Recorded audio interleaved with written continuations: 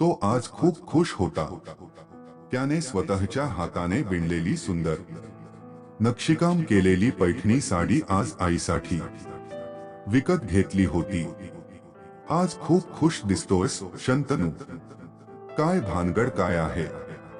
घरी जाता जाता कारखान्याच्या मालकाने त्याला विचारले.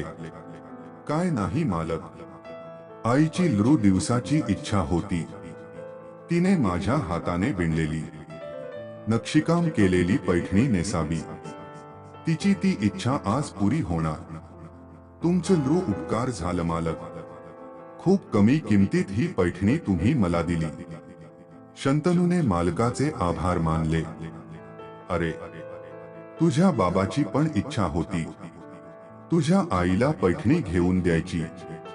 मी खूपदा त्याला बोललो होतो घेऊन जा. कमी किमतीत देईन तुला पण.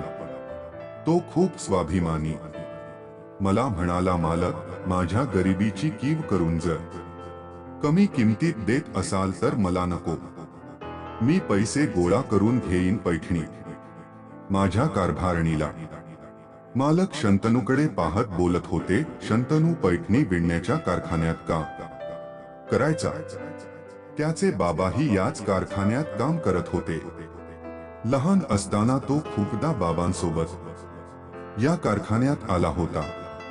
अभ्यासात त्याचं मन लागत नव्हतं. कारखान्यात आला की बाबा कसे काम करतात ते तो न्याहाळायचा आणि घरी आई गोधड्या शिवायचं काम करायची.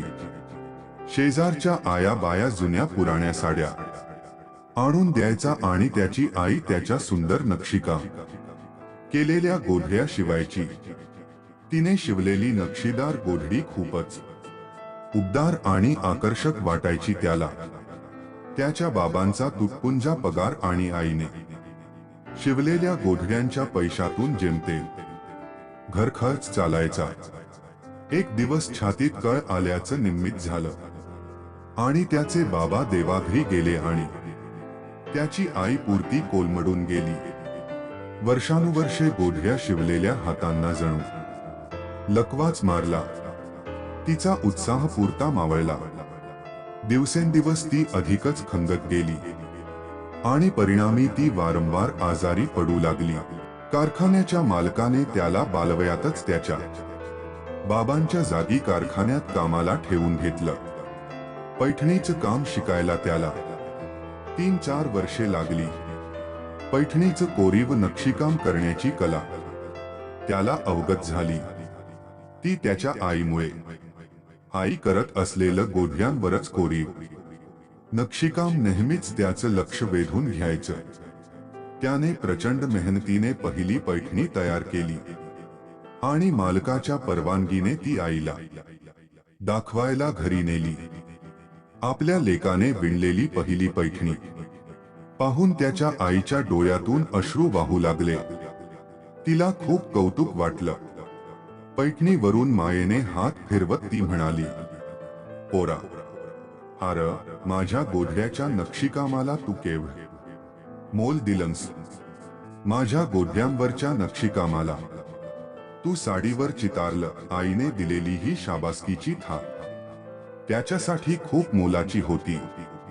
त्यानंतर मालकाच्या परवानगीने तो नेहमीच स्वतः विणलेल्या साड्या आईला दाखवायला घरी नेऊ लागला. एक दिवस पैठणी न्याहाळताना आई त्याला म्हणाली, पोरा, माझी एक इच्छा आहे र. तेवढी पुरी करशील का? आई, मी तुला सांगितलं ना, मी आताच लग्न नाही करणार.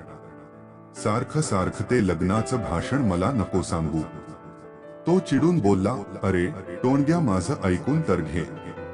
अरे बाळा, तू तुझ्या हाताने विणलेली नक्षीकाम केलेली पैठणी मला नेसायची आहे रे.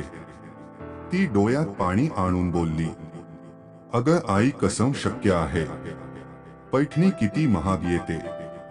मी पैठणी विणण्याच्या कारखान्यात काम जरी करत असलो तरी ते शक्य नाही ग. तो काकुळतीला येऊन डोळ्यातील आसवे लपवत बोलला. अरे, होईल शक्य. सगळे दिवस सारखे नसतात बाळा. एक दिवस तूही श्रीमंत होशील. तुझ्याकडे देखील खूप पैसा असेल. नको काळजी करू. तिने त्याचं डोकं आपल्या मांडीवर घेतलं आणि प्रेमानं थोपटू लागली. आणि आज त्याने चिकाटीने पै पै गोळा केलेल्या पैशातून आईसाठी पैठणी घेतली होती. तो खूप उत्साहात आणि रोजच्यापेक्षा जरा लवकरच घरी आला. आई ही आज त्याला खूप प्रसन्न वाटली. तो काहीतरी बोलणार इतक्या आई घाईघाईने एक बॉक्स घेऊ आली आणि म्हणाली, अरे शंतनू, मला तुला काहीतरी सांगायचं आहे. काय ग आई, आज खूप खुश दिसतेयस? त्याने आईचा उत्साह पाहून विचारलं. अरे हा बॉक्स उघडून तर बघ, आई बोलली. शंतनूने बॉक्स उघडला. आत पैठणी होती, अगदी तशीच जशी त्याने आईसाठी घेतली होती. त्यानेच विणलेली सुंदर नक्षीकाम, चितारलेली पैठणी. आई, अगं, ही तर पैठणी मीच विणलेली. ही तुझ्याकडे कशी आली? त्याने आश्चर्याने विचारले. अरे सांगते ऐक, मी ना तुझ्यापासून एक गोष्ट लपवून ठेवली. तू रागावशील ना म्हणून. तू रागावणार नसशील तर सांगते. अगं नाही रागावणार. सांग तर आधी, ही इतकी महाग साडी तुझ्याकडे कुठून आली? त्याने काकुळतीने विचारले. अरे 2-3 महिन्यांपूर्वी मोटारगाडीतून एक मुलगी घरी आली होती. ती लहान असताना आपल्या मागच्या गल्लीत राहत होती म्हणे. काय ब्र तिचं नाव? आता आठवलं, अंजली. तिची आई माझ्याकडून गोधड्या शिवून घ्यायची. आता किती दिवस झाले ना मी गोधड्या शिवायचं बंद केलं आहे. मला तर काही आठवतही नव्हतं. तिच्या बाबांना चांगली नोकरी भेटली आणि ते इथून नवीन जागी राहायला गेले. तिकडे गेल्यावर गोधड्या शिवणारं कोणी सापडलं नाही. त्यांना भरपूर पैसे आले. मग महागातली ब्लँकेट वापरात आली. पण मी शिवलेल्या गोधड्यांची सर काही कशाला आली नाही असं सांगत होती. तिची आई नेहमी माझी आठवण काढायची म्हणे. मागील 6 महिन्यात तिची आई कसल्या तरी आजाराने मेली. तिच्या आईच्या साड्या घेऊन आली होती. गोधडी शिवून द्या म्हणत होती. आईने त्याला हे सांगताच तो आईवर रागावला आणि तू शिवून दिल्यास. अगं तुझी तब्येत बघितलीस का? हात नीट चालत नाही. जास्त वेळ बसलं की कंबर दुखते, बीपी वाढतो. कशाला हा उपद्व्याप करत बसलीस? तो आईवर खूप चिडला होता. अरे मी तिला नाहीच बोलले होते. मला जमणार नाही, माझा हात नीट चालत नाही, कामाचा उरक राहिला नाही. पण ती रडायला लागली आणि काही बाही बडबडायला लागली. तिचा आईच्या साड्यांच्या गोधडी शिरलं ना की आईच्या कुशीत शिरल्याचा भास होतो तिला.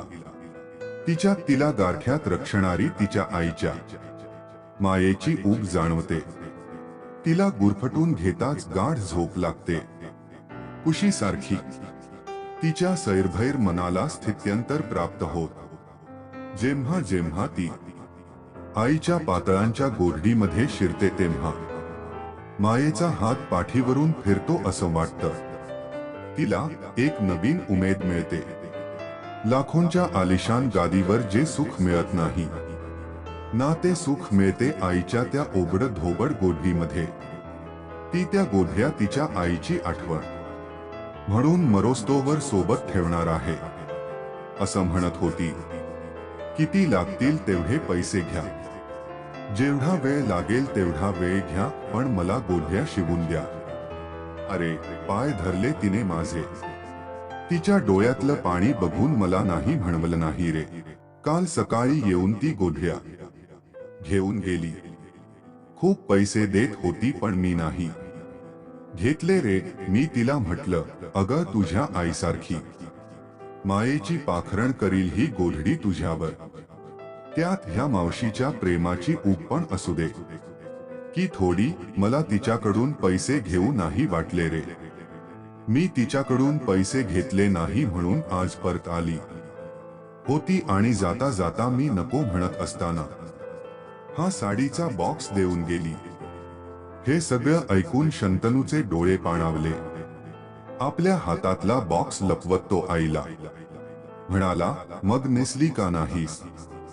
ही तर मीच विणलेली पैठणी आहे ना. हो रे माझा राजा, ही तूच विणलेली साडी आहे. तिला बघताच मला ते कळालं, पण मला तू तुझ्या हाताने विणलेली, नक्षीकाम केलेली आणि तूच दिलेली साडी नेसायची आहे. मग ही कशी नेसणार? ही तू जरी विणलेली असली तरी तू दिलेली नाही ना. दोन्ही गोष्टी निराळ्या बाबा. आईच्या तोंडून हे ऐकताच तो आईला जाऊन बिलगला आणि सोबत आणलेला पैठणी साडीचा बॉक्स तिच्या समोर धरला. आईने तो बॉक्स उघडून बघितला आणि आत तिच्या लेकाने विणलेली, नक्षीकाम केलेली, तिच्या गोधड्यांवरच नक्षीकाम तिच्यावर चितारलेली पैठणी पाहिली आणि तिचे डोळे आपोआप गळू लागले. अशाच कथा पाहण्यासाठी चॅनलला सबस्क्राईब करा आणि लाईक करायला विसरू नका.